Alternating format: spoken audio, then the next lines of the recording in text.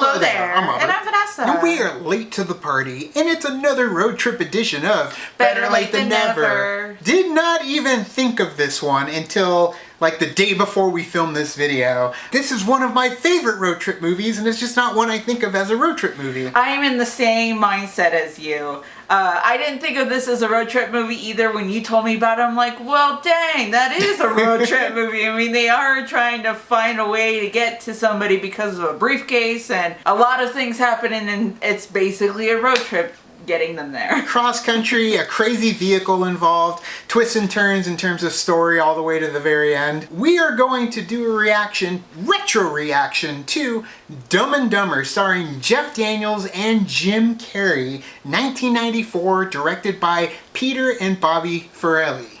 Yes, they also, if you've known Peter and Bobby Farrelly, they've also done movies like There's Something About Mary, Me, Myself, and Irene, and The Heartbreak Kid. Yeah, and Stuck on You. There was quite a few films out there. Dumb and Dumber 2. That's a whole different video. Yeah. But yeah, they ended up coming out with a gem of a road trip comedy, and we are going to check out that original trailer and get into it now. What are we going to do? I got an idea. Go! Faster! Dumb, a person lacking mental power. What's her last name? I'll look it up. Starts with an S. Swampy, Swampson, Slappy. Slippy Slap. Swappy. Maybe it's on the briefcase. Look on the... Oh, yeah! Samson. It's right here. Samsonite. I was way off. Idiot, an adult mentally inferior to a child And the music of too. 3. I remember this trailer. Skis, huh? That's right. They're yours? Uh-huh. Both of them? Both of them? Yeah. Cool. And then the gas. Which leads to such a good bit, Stupid, too. a person below normal His intelligence. foot is on Hey. fire. Want to hear the most annoying sound in the world? Oh, Mental. no. Look at Jeff. Look at Jeff. Look at Jeff. If they each All had improv. half a brain, they still only have half a brain. No, don't do it. I love how you hear the crowd reaction. Oh, yep. Jim Carrey, Hold that plane! Sir, you can't go in there! It's okay. I'm a limo driver. I'm a limo driver! I'm a limo driver. Different versions of this scene, too. Falls out, lands differently. Which way? Is he face down? Face down, yeah. Jeff Daniels, There's another one where he's like faced up that way. That's the one that's in the movie. Yeah, he must work out. Yeah. He must work out. Dumb and Dumber. For these guys, Again, every with the day Banaka. is a no-brainer. Goodbye, my love! Spoilers! Give us the whole bit. Dumb and Dumber. Yeah, even now, you know, watching the trailer, this movie's hilarious, and now I'm gonna have to go back and rewatch it again because it's one movie that I haven't seen in a while, but I do love it. And you've got that dynamic duo that worked so well together, Jim Carrey and Jeff Daniels. And it's funny because the Farrellys didn't even want Jeff Daniels for this movie.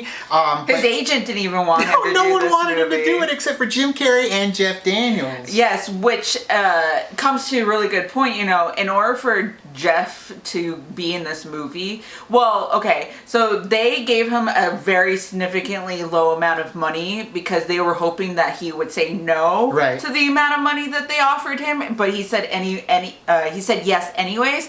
So Daniels took a major pay cut and only made $50,000 for this movie. Yep. Whereas Jim Carrey, on the other hand, because 1994 was such like a Carrey mania, Yeah. he had Ace Ventura come out, he had The Mask, and then this movie. So by the time those other movies came out, he was able to step up his game as far as negotiations for money because he was a hot item at the Yeah, time. of course. So he went from going from like $700,000 to like Right. $7 million for this movie. Which was like half the budget of the actual budget. Yeah. So you end up getting Jim Carrey hot off of the heels of Ace Ventura and The Mask. Then you've got Jeff Daniels, who was in many different roles. I've loved Jeff Daniels. Right. Even like the same year he was in Speed as Harry, another Harry, two Right. Harrys and two Shays.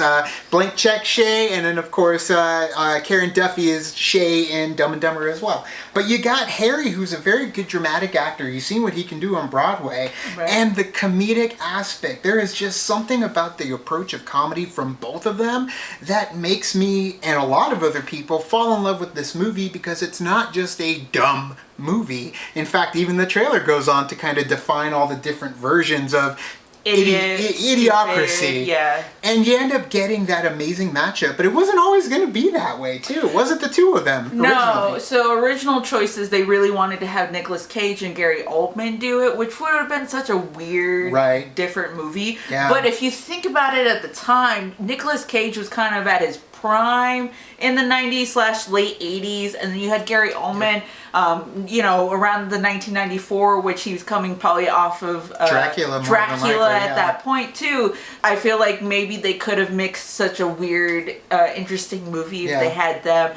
But also, Lowe was considered for the role. Rob They had Eddie Murphy, Chris Elliott, Chris Farley. Chris Farley, Mike Myers. Yeah. They even went so far as wanting to get Steve Martin, Martin Short to come into the movie, but they Right. all declined it. Yeah, and for the most part, I mean, it's fine, because look what you end up getting. Like, you start thinking of what the kind of movie they would have made if any of those other actors were there. Right. And I think it's that slapstick, rubber face element that Jim Carrey brings to Lloyd, and of course, kind of more that serious oaf that you're getting. He's the more emotionally invested in life, like he's the smart one of the two, but he's still dumb as a box of rocks, and I love Harry for it. Right. And you end up getting a lot of improv in the movie, because even the most annoying sound in the world, that was not scripted, and Jim Carrey just ran with it. There was also the part, in the bar when they had the thing about landing on the moon. That was Right, also right. improv too. We landed on the moon.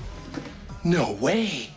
We landed on the moon! He's getting all excited. Apparently that is still at the Correct. bar at the Stanley Hotel. Correct. so- Stanley Hotel as well. You ended up getting a lot of those hotel shots done there at the Stanley Hotel, Right. aka The Overlook Hotel. Little Stephen King for you. Yes, the hotel itself is so beautiful, Right. and so ominous too at the same time. I have been there, but during the summertime, and I actually kind of want to go like during the fall to Right. see how it is during the fall. Not during the winter, because we know what happens during the winter. They get shut in, and we don't want to get shut in there. Go crazy? Don't mind if I do! But yeah, going there, and it was just so funny. I love the part where you have Jim Carrey said, "Here you go, here you go, here you go." Here you go. And you end up getting those amazing moments too with them in the hotel room. Even the finale takes place in the hotel room. Yeah. But you end up having those moments when they're all sitting in bed and they've got the robes on and Oh, the ropes on and they're crying, rubbing, they're rubbing crying with and blowing their nose. blowing their nose. Yeah. Yeah, I mean, there's some awesome moments. It's a great filming location. They wanted to shoot in Aspen, but of course, Aspen wanted way too much money to be Yeah. able to shoot So, there. I mean, they had to work around it and do Right. other places in Colorado. Yeah, Utah and Colorado. So they kind of hung out there to get basically that trip. But it's a hell of a trip watching these guys basically bring their idiocy on the road. And you get so many of those amazing moments beginning to end on the trip. Seabass, of course. Kick his ass, Seabass! And then you end up getting amazing music. The score in this movie, the soundtrack in this movie, both of them, very unique and specific to this film, to where if I hear them anywhere else, automatically I come back here like by the Crash Test Dummies. Such an amazing emotional part in this movie where basically him and Lloyd break up but then totally redeem themselves and head off to Aspen on a tiny little motorbike. I think one of the things too about this movie is that it does kind of feel like a new age stir crazy as well. Yeah, there's aspects of it that feels like stir crazy. They're kind of out of their jobs in the beginning. They're kind of dumb when it comes to just navigating life. Harry, listen to me. For the first time in our lives, We're free. You know, they instead here they go on a road trip, and in Stir Crazy they end up here in Tucson, Arizona in like 10 minutes, and then they go to prison. But there are aspects of it that remind me of a new age Stir Crazy, and you've got those amazing comedians and actors together that can do both, come out and become this new dynamic duo in comedy, to where they made a cartoon about it. You ended up getting a sequel for it. People wanted it forever. Quotability, everybody was quoting this movie. Yeah, and there's even that time where they made a prequel to the movie when Harry met Lloyd. I completely forgot until you said that right now, with Eric Christian Olsen and the other guy who kind of looked like Sean Penn doing a whole Fast Time at Ridgemont High thing. Yeah, I mean, even freaking Even Stevens is in that movie. Shia LaBeouf's a part of it. Who's the mom? Is it like Mimi Rogers? I don't remember. Probably. Hi, sweetie. There was things about it that I enjoyed. He's shit everywhere! But it was like they were trying to make like Big Bully meets Dumb and Dumber, and that's when Harry met Lloyd. Dumb and Dumber, I don't even remember what it was called. Yeah. But yeah, I mean, there was a pop culture following to this film. Especially, you know, when you quote the movie. I mean, this movie is very quotable with a lot of things.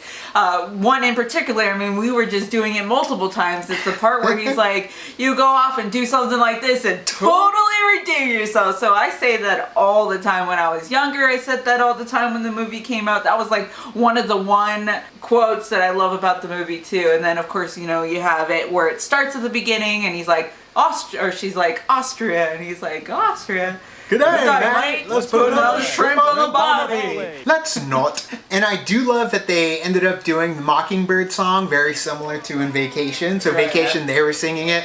Except here, I mean, picking up the hitchhikers on the side of the road and they only speak Spanish. I love this movie for those moments because it's just a quick cut. You end up having a little bit of element of danger and suspense because they're gonna kill Harry and Lloyd. Like, these are hitmen, these are trackers, these are people that need to clean up what is happening with this kidnapping. And it's just these guys fall ass backwards into it. He even gets shot. Harry gets shot, but he's wearing a bulletproof vest. That's true. What if he shot me in the face? And then he's like all crying. That's a risk we were willing to take. How come I didn't get a gun? So you're saying there's a chance? Yes, that's another one. So many that pop up that we use just day to day when it comes to just memes and GIFs. Dumb and Dumber, what did you guys think of it? Let us know down in the comments below. You can also like and subscribe. And did the thing on our Facebook, Twitter, Tumblr, Instagram, Stardust. All the social networking gin joints, you know where they are. Kick into the party, fuel the party, keep the party going on our Patreon, and check out our upcoming series late in the week. We will be doing a live stream every weekend, hopefully we'll try and stick to that, covering the news of the week before it. So we're gonna start that hopefully this coming weekend. So if you're watching this, check that out on Saturday. Thank you guys so much, and as always, now it's time to say goodbye. This party is over. Pretty bird, pretty bird, pretty pretty bird, bird, pretty bird. Billy and Forsey.